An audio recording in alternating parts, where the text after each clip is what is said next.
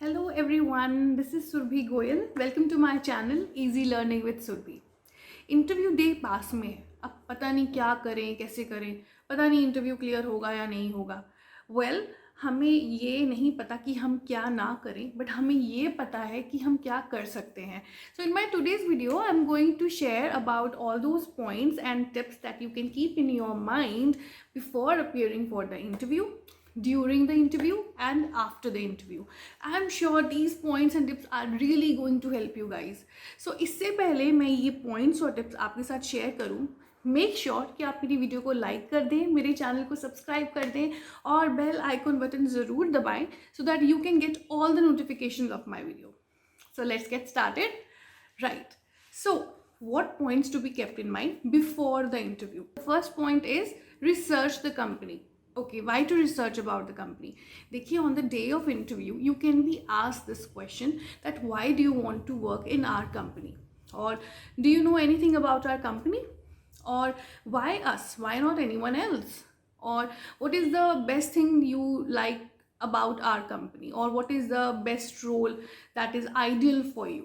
सो इन सब क्वेश्चंस के आंसर्स करने के लिए it is very important for you to know about the company. उसके लिए हमको बहुत लंबा चौड़ा काम नहीं करना है. उसके लिए हमें क्या करना है, आप कंपनी की वेबसाइट पे जाओ तो आप उनके बेसिकली उनका बैकग्राउंड जान लो and what that company does, किस चीज़ के लिए फेमस है, और उनकी अचीवमेंट्स के बारे में ज़रूर पढ़िए, बिकॉज इससे आप उस कंपनी से फेमिलियर हो जाएंगे.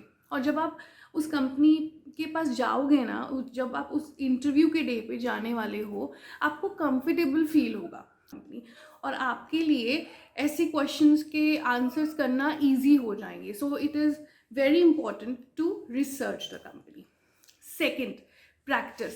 इंटरव्यू आने वाला है तो आपने प्रैक्टिस कर ली. अब प्रैक्टिस में क्या है कि देखिए, इंटरव्यू के दिन you can be asked any question, शायद वो क्वेश्चंस भी जो आपने एक्सपेक्ट नहीं किए हैं, राइट.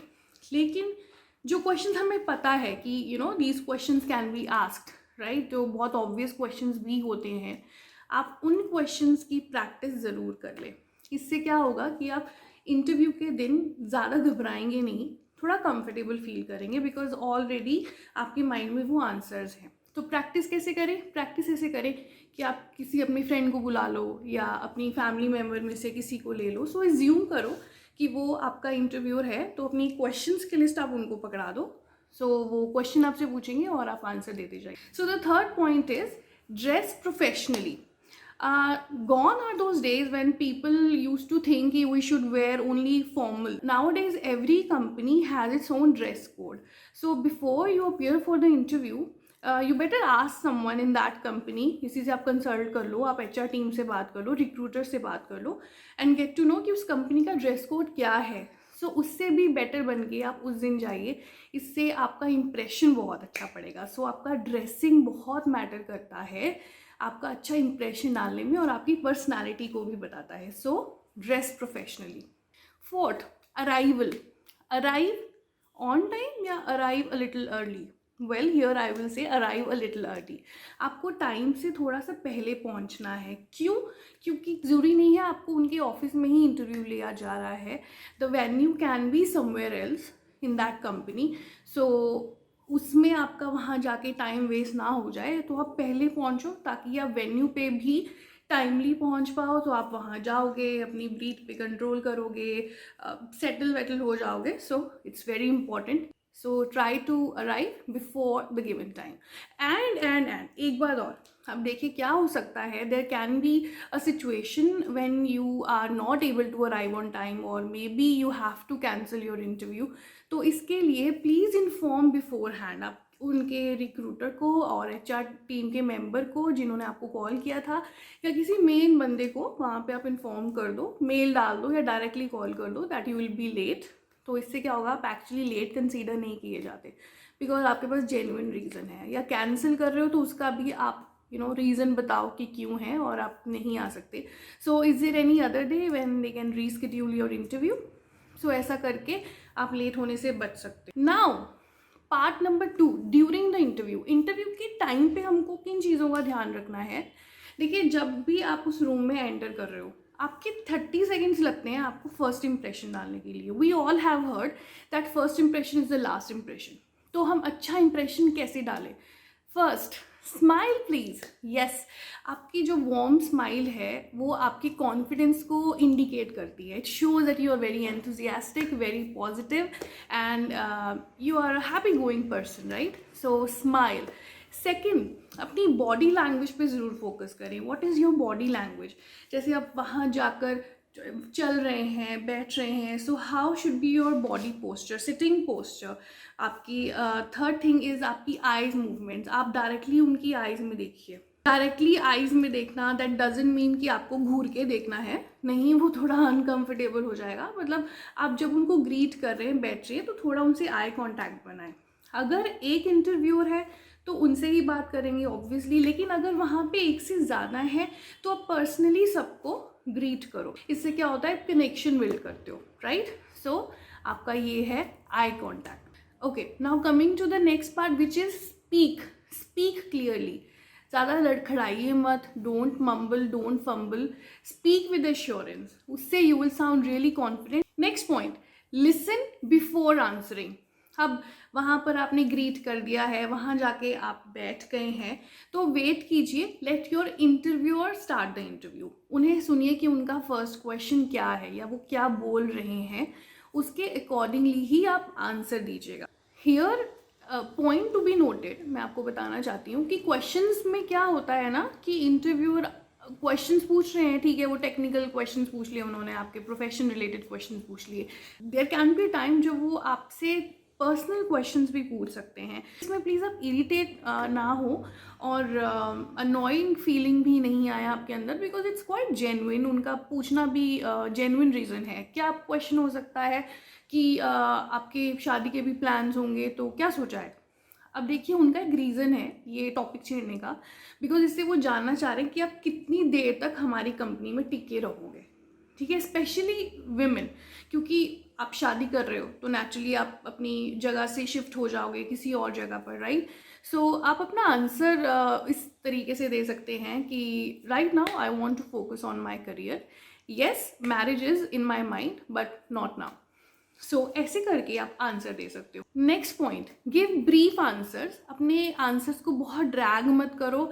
अगर आपको सिर्फ स्ट्रेंथ्स के बारे में पूछा जा रहा है तो अपनी नंबर ऑफ स्ट्रेंथ्स बता दो. उसके बारे में अभी स्टोरी बताना शुरू मत करो कि आपके साथ ऐसा ऐसा हुआ था तो आपने वो स्ट्रेंथ अपनी शो की थी. So you don't have to tell that unless you are asked, तो वो मत कीजिएगा. व्यू का अगला पॉइंट, लास्ट पॉइंट, ये है प्रीवियस एम्प्लॉयर.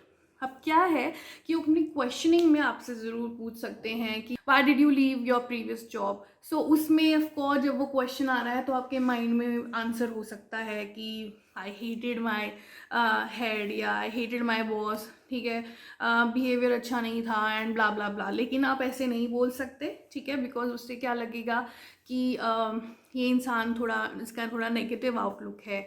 या आपका कोई रीज़न हो सकता है कि आपने सैलरी कम थी, सैलरी के लिए आपने जॉब छोड़ दी, या आपको ओवरबर्डन थे इसलिए आपने पुरानी जॉब छोड़ दी. पर ये पॉइंट्स आप उनको नहीं बोल सकते, बिकॉज इससे आप उनको बोल रहे हो ना, इससे बेसिकली आप उनको क्या बता रहे हो कि जब वर्क प्रेशर होगा तो आप वो हैंडल नहीं कर पाओगे, या सैलरी अच्छा नहीं होगा तो आप उनकी कंपनी भी छोड़ दोगे. सो ऐसा नहीं है.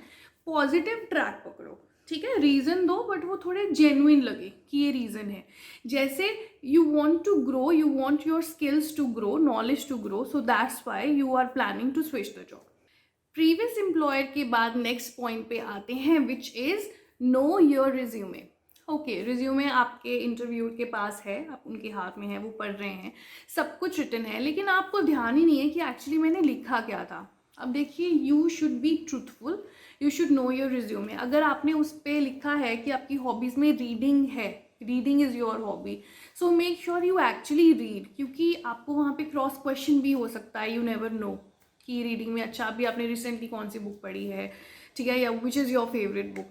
तो क्या होता है, some people they mention reading because they think that it sounds really good and it sounds कि you are very intelligent, very knowledgeable. तो ये सब ट्रेड्स दिखाने के लिए हम लोग रीडिंग मेंशन करते हैं. अगर आप कोई हॉबी या कोई स्ट्रेंथ ऐसी लिख रहे हो जो आपको लगता है कि वो नहीं है, so don't mention it and just be honest. ठीक है, आप वही हॉबीज़ बताएं जो एक्चुअली हैं, आप वही सब पॉइंट्स अपने सीवी में लिखें जो एक्चुअली मीन करते हैं और जो एक्चुअली हो चुका है, ताकि जब आपसे क्रॉस क्वेश्चनिंग की जाए आपको कोई प्रॉब्लम नहीं आए, आपको कुछ एक्स्ट्रा थॉट नहीं लाना है। आप जितना जेन्युइन रहोगे, ऑनेस्ट रहोगे, उतना ही अच्छा है और आपके एम्प्लॉयर को उतना ही अच्छा लगेगा। सबसे important point, look something in common. अब इसमें क्या है कि देखिए, जो इंटरव्यूअर्स हैं ना, उनको अच्छा लगता है कि जब उनको आपसे कुछ कनेक्ट वो बिल्ड कर रहे होते हैं, एक उनको अपनापन आता है, पर्सनल टच देते हो। वो कैसे हो सकता है कि आप एक कॉमन पॉइंट ढूंढ लो कनेक्ट होने के लिए। अब वो सारा टाइम आप माइंड में मत रखो कि क्या करूँ क्या करूँ।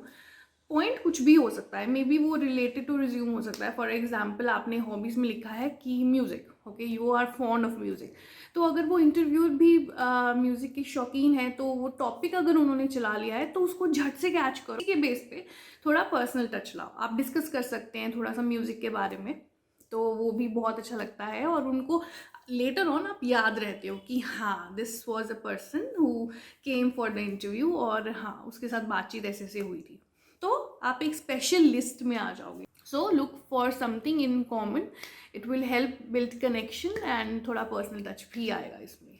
अब ये सारे पॉइंट्स थे हमारे before the interview and during the interview. Moving on to the final part, after the interview. अब इंटरव्यू फिनिश हो गया है, सब खत्म हो गया है। नहीं, सब खत्म नहीं हुआ है, अभी आपको कुछ पॉइंट्स का ध्यान रखना है आफ्टर द इंटरव्यू वाले पॉइंट्स, जिसका सबसे पहले है बैक इन टच। अब देखिए, इंटरव्यू फिनिश हो गया, अब आपको वेट रहेगी कि रिप्लाई कब आएगा, क्या डिसीजन होगा।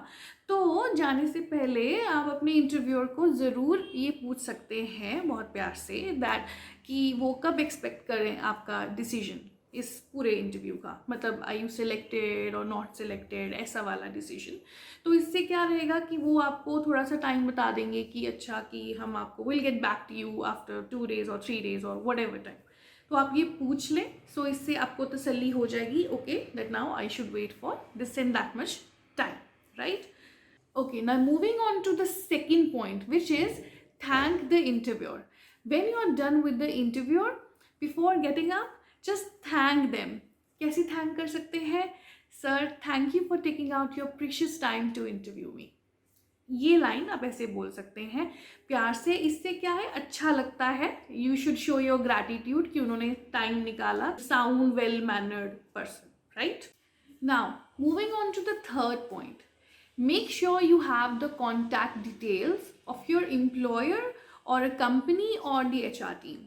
जिसने भी आपको कॉल किया था इंटरव्यू के लिए, उनका तो फॉर श्योर आप email ID and contact number ज़रूर नोट कर लें, उनसे ले लें वहाँ जाने से पहले, सो दैट आपको कोई मैसेज करना है या आपको दोबारा से कोई उनका रिस्पॉन्स जानना है, इन केस वो आपको रिप्लाई नहीं करते हैं फॉर फ्यू डेज, तो आप उनको मेल कर सकते हैं या उनको कॉन्टैक्ट कर सकते हैं। फॉर दैट ऑब्वियसली आपको डिटेल्स चाहिए, सो वही पॉइंट है, वो डिटेल्स आप लेके रख। Now the fourth point and very important point, leave your room with a warm smile. आप वहाँ पे थैंक यू बोल चुके हैं, अब वहाँ से जब आप उठ रहे हैं एक स्माइल के साथ जाइए, इससे आप बहुत पॉजिटिव साउंड करते हैं and you really show that you actually enjoyed the interview. So please make sure that you do smile. Okay guys, तो ये सब थे हमारे points which were before the interview, during and after the interview. I am sure ये points को अगर आप apply करेंगे in real life and you are actually going to be helped, और आप अपने इंटरव्यूअर को ज़रूर इम्प्रेस कर लेंगे। Thank you so much for listening to me, and before you leave please comment box में लिखिए कि अगर मैंने कोई पॉइंट मिस कर दिया है तो अब वो पॉइंट लिख दीजिए, तो कोई भी जो आपके कमेंट्स पढ़ेगा और उनको ज़रूरत होगी, वो श्योरली उनको बहुत मदद मिलेगी। So please don't forget to write something in the comment box. So thank you everyone, good bye, ta-da।